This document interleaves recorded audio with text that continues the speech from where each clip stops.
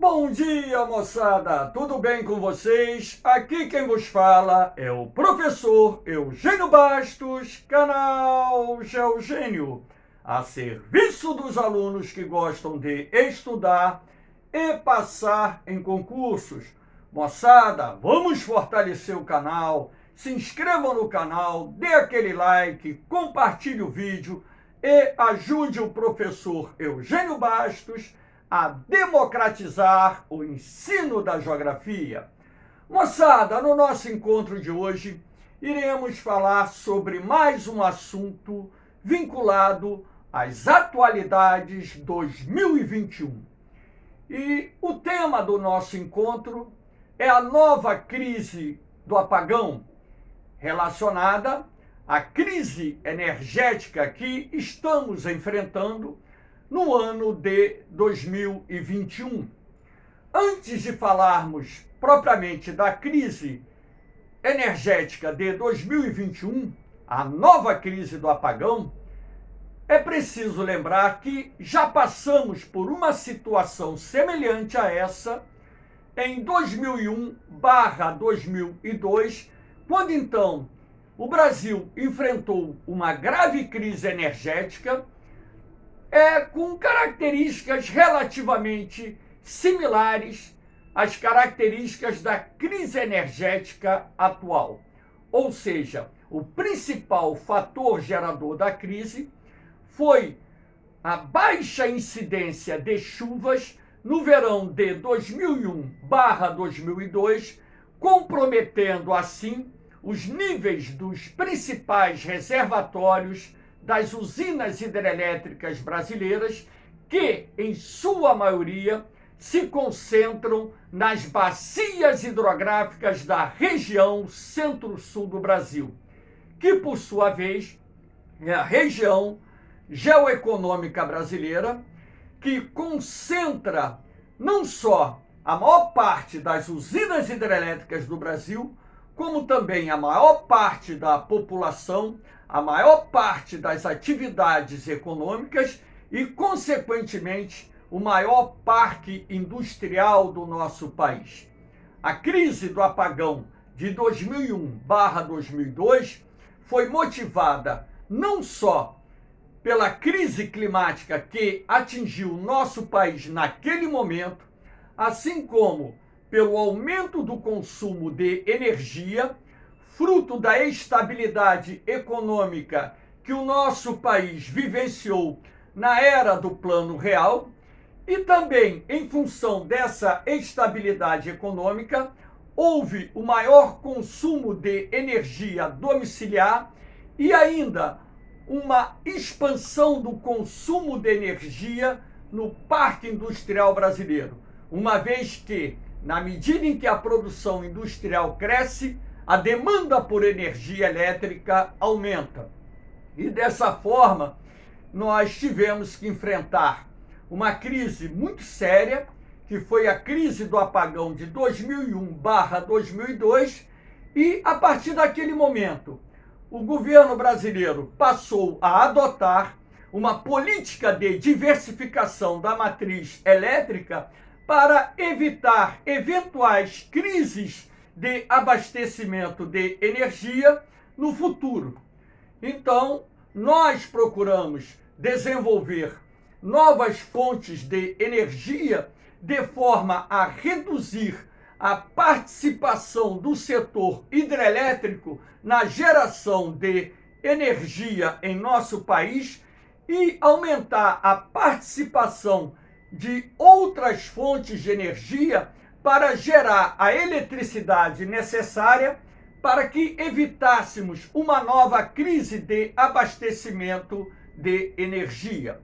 Fato que não conseguimos evitar. A verdade é que o ano de 2021 está sendo marcado por uma nova crise energética e com uma ameaça iminente de racionamento de energia nos meses de outubro, novembro e, quem sabe, até mesmo no mês de dezembro.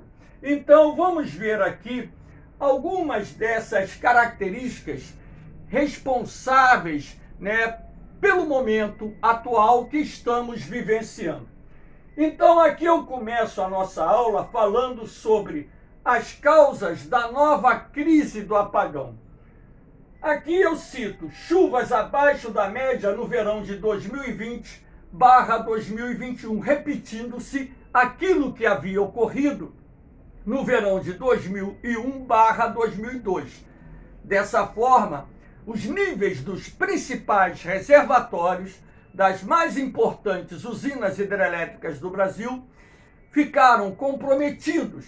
E agora, nessa época do ano, quando a incidência de chuvas normalmente é baixa, os níveis desses reservatórios atingiram pontos críticos, levando o governo a adotar medidas emergenciais para que nós pudéssemos enfrentar essa nova ameaça de racionamento de energia que é tão prejudicial à economia brasileira. Aqui nós temos o déficit hídrico nas principais bacias hidrográficas da região Centro-Sul, e esse déficit hídrico tem tudo a ver com a redução do volume de chuvas no último verão, que comprometeu dessa forma os níveis dos reservatórios das usinas hidrelétricas localizadas na região Centro-Sul. Aqui nós temos o aumento do uso da água para irrigação. Muita gente não leva em consideração esse fato, mas acontece que o Brasil é um país de grande desenvolvimento do agronegócio. Sendo assim, a demanda por água para irrigação aumentou substancialmente no país nas últimas décadas. E na medida em que o agronegócio ele vai crescendo num ritmo mais acelerado, essa demanda por água para irrigação vai reduzir a vazão dos rios, comprometendo dessa forma o abastecimento dos reservatórios das usinas hidrelétricas. Não podemos descartar isso, porque o setor agrário responde por cerca de 70% da água consumida pelo brasileiro. Assim como aqui no Brasil e em outros países do mundo, o setor agrário demanda por um volume de água muito grande. Aí nós temos aqui o aumento do consumo da água nos centros urbanos. Na medida em que a população do país continua crescendo, a demanda por água também aumenta. Ora, se o quantitativo de chuvas fica abaixo dos padrões médios e o consumo de água aumenta, vai chegar um determinado momento em que essa conta não vai fechar, ou seja, tal fato irá comprometer os níveis dos reservatórios das usinas hidrelétricas, assim como os reservatórios de água que abastecem os centros urbanos. Aí nós temos aqui o desequilíbrio entre o crescimento do consumo e os investimentos em geração e distribuição de energia. De fato, esse desequilíbrio está ocorrendo mais precisamente em função da crise climática. Não podemos negar isso, até mesmo porque os investimentos em geração de energia, principalmente na implantação de parques eólicos, parques solares e crescimento do setor térmico, daria para suprir as nossas necessidades energéticas dentro de uma situação de regularidade climática, ou seja, regularidade na distribuição de chuvas. Então, esses fatores, direta e indiretamente relacionados, vão explicar o porquê do momento atual que gerou essa crise energética que tanto preocupa não só as autoridades do governo brasileiro, como a sociedade. Vamos ver aqui. Aqui nós temos, para que vocês tenham uma ideia, o quantitativo de chuvas que ocorreram no ano de 2021. E aqui nós temos dados de 2019 e 2020, para que vocês possam perceber com clareza que o ano de 2021 ficou marcado por chuvas em quase todos os meses, pelo menos no primeiro semestre, abaixo da média, o que comprometeu os níveis dos nossos reservatórios. Aqui no mês de agosto, que aparece com saldo positivo, esse saldo positivo foi uma projeção. Isso não quer dizer que o mês de agosto, de fato, registrou chuvas acima da média na região centro-sul do Brasil. Sabemos que em algumas áreas, de fato, isso ocorreu, até mesmo porque essa aula hoje está sendo gravada exatamente no dia 28 de agosto, finalzinho do mês, ainda faltam 3 dias. E nós temos previsões de chuva, por exemplo, para o Paraná, Santa Catarina, áreas do Mato Grosso do Sul, do oeste de São Paulo, para o dia de hoje, e até num volume razoável. Assim como ocorreu no dia 27 de agosto, chuvas em vários municípios do Paraná que darão em algumas áreas específicas, um índice pluviométrico de repente acima da média. Mas as previsões continuam sendo feitas pelos meteorologistas e essas previsões indicam que a regularidade das chuvas ela poderá vir somente a partir do mês de outubro ou novembro. Nós estamos torcendo para que as chuvas se normalizem a partir de setembro, quando normalmente, em boa parte do centro-sul, nós temos o início da estação chuvosa. Aqui nós temos uma imagem de um nível de um reservatório, onde é possível perceber que o reservatório se encontra com um nível muito baixo.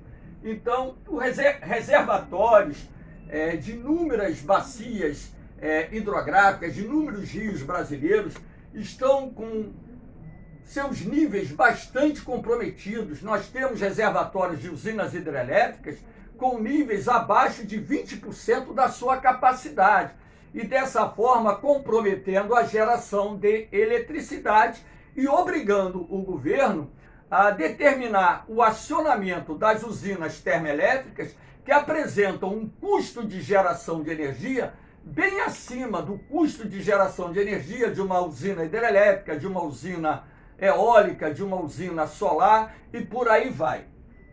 Aqui nós temos, para que vocês tenham ideia, a variação do nível dos reservatórios das regiões Sudeste e Centro-Oeste do ano de 2001, quando nós tivemos o início da crise do apagão, 2001/2002, e aqui em 2021, ou seja, nós temos essa variação do nível dos reservatórios para que vocês possam observar que essa situação registrada até o mês de maio, aqui nós não temos os dados de junho e julho, então até o mês de maio os níveis eram preocupantes. E posso garantir a vocês que, segundo os dados fornecidos pelo governo, hoje o nível dos principais reservatórios das usinas hidrelétricas brasileiras se encontram abaixo do que se encontrava em 2001/2002, razão pela qual acendeu o sinal de alerta vermelho no governo brasileiro e o governo começou a adotar algumas medidas para tentar superar esse momento de escassez de oferta de energia até que as chuvas se normalizem no final do ano e os reservatórios das nossas principais usinas hidrelétricas possam se recuperar, não integralmente, não acredito nisso, mas que os seus níveis possam se recuperar e a oferta de energia elétrica aumentar, evitando assim uma crise de racionamento de energia que seria extremamente prejudicial não só à economia brasileira, como à sociedade como um todo. Então, repare aqui, 32,1, em 2001 estava 29,9, bem próximo, mas agora, em agosto, esses níveis se encontram abaixo de 29,1. Isso foi noticiado agora, no transcurso dessa semana, pela imprensa. Aqui nós temos a nossa matriz elétrica brasileira em 2021, para que vocês tenham ideia do porquê dessa crise energética. A dependência do Brasil em relação ao setor hidráulico é muito grande. mais de 64% de toda a energia elétrica gerada no país provém das usinas hidrelétricas encontradas nas inúmeras bacias hidrográficas do Brasil, sendo a mais importante bacia geradora a bacia do Rio Paraná. Eu não estou com isso dizendo que a energia hidrelétrica não venha a ser ideal. Claro que é ideal, é uma fonte de energia renovável. Quando as usinas hidrelétricas são construídas de forma adequada, gera uma fonte de energia limpa. Não é isso, mas o setor hidrelétrico depende muito das condições climáticas para poder manter a sua regularidade na geração de energia. Então, como o mundo está vivenciando com maior frequência a crise climática, onde as chuvas já não acontecem da forma como aconteciam regularmente na época em que tínhamos a estação ou estações chuvosas, isso agora gera uma insegurança que nos leva a buscar uma diversificação dessa matriz elétrica como forma de reduzir a dependência do país em relação ao setor hidrelétrico.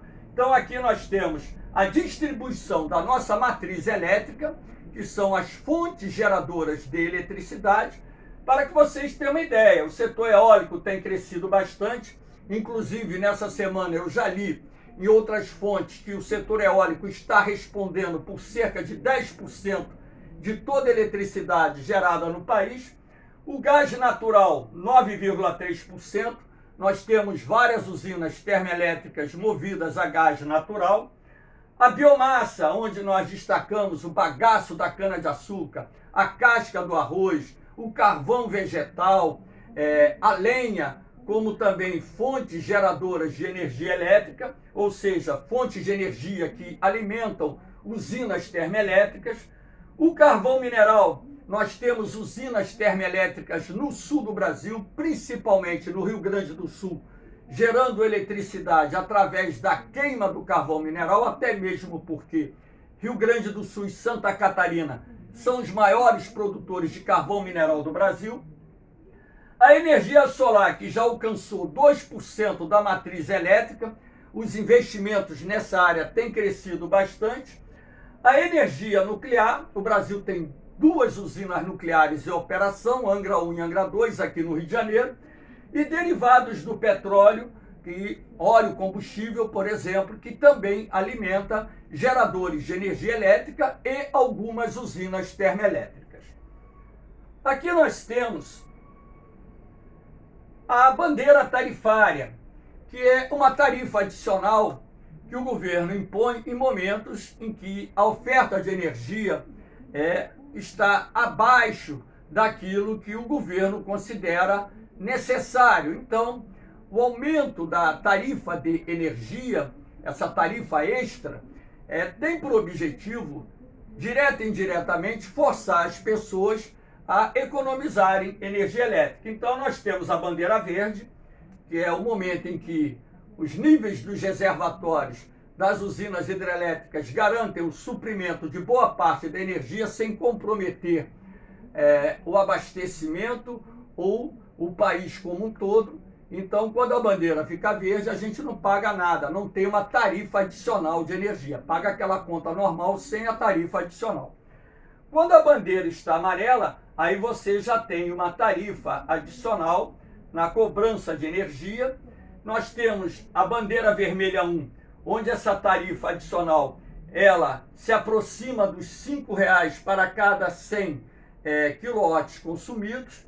E a bandeira vermelha 2, que nós nos encontramos agora, nessa semana o governo autorizou o reajuste da tarifa adicional para R$ 14,20, ou seja, até então era um pouquinho mais de R$ 9,00, se eu não me engano, R$ 9,52, a tarifa adicional bandeira 2, vermelha, e agora passou para R$ 14,20, um aumento substancial, de forma a forçar não só as pessoas a economizarem, mas também pelo fato das usinas termoelétricas que estão sendo acionadas para suprir as nossas necessidades e evitar com isso uma crise de racionamento de energia aguda, então isso é uma maneira que o governo tem para cobrir os gastos com o encarecimento do custo de geração de energia e também indiretamente forçar as pessoas, pelo peso que essa tarifa gera no bolso, a economizar energia elétrica.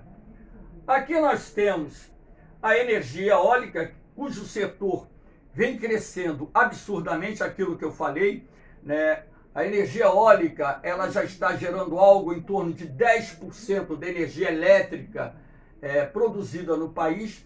Hoje o Brasil conta com 726 parques eólicos, com uma capacidade de 19,1 gigawatts, ou seja, uma capacidade instalada considerável e em pleno crescimento. O setor eólico deverá, no final da década de 2020, suprir em cerca de 20% as necessidades de energia elétrica do Brasil. Ou seja, até o final dessa década, praticamente iremos duplicar a capacidade instalada através da geração de energia eólica, lembrando que a região Nordeste é disparada a região brasileira que mais produz energia eólica. No mês de junho, por exemplo, 83% da energia gerada através da inauguração de usinas solares, usinas eólicas, pequenas centrais hidrelétricas, etc., o setor eólico foi responsável por 83% do crescimento da oferta de energia no mês de junho, através da ampliação e inauguração de parques eólicos. Aqui nós temos também a energia solar, que vem registrando nos últimos anos um crescimento expressivo, chegou agora no meio de 2021, na metade desse ano, com 2% da energia elétrica gerada no país. E as previsões para os próximos anos é que até o final da década de 2020, o setor solar venha a responder por cerca de 5% da matriz elétrica brasileira. Dessa forma, na medida em que os investimentos vão sendo gerados em outras fontes de geração de energia, o Brasil ele vai, aos poucos, adquirindo a segurança energética indispensável para que evitemos no futuro uma nova crise do apagão. Aquilo que eu disse, uma crise energética como a crise do apagão é ruim, não só para a economia, assim como para a sociedade. Valeu, moçada! Espero que tenham gostado da aula. Dê aquele like, compartilhe o vídeo, se inscrevam no canal e ajudem o professor Eugênio Bastos a democratizar o ensino da geografia. Um beijão no coração de vocês, um forte abraço. Eu vou, mas eu volto, hein? Fui!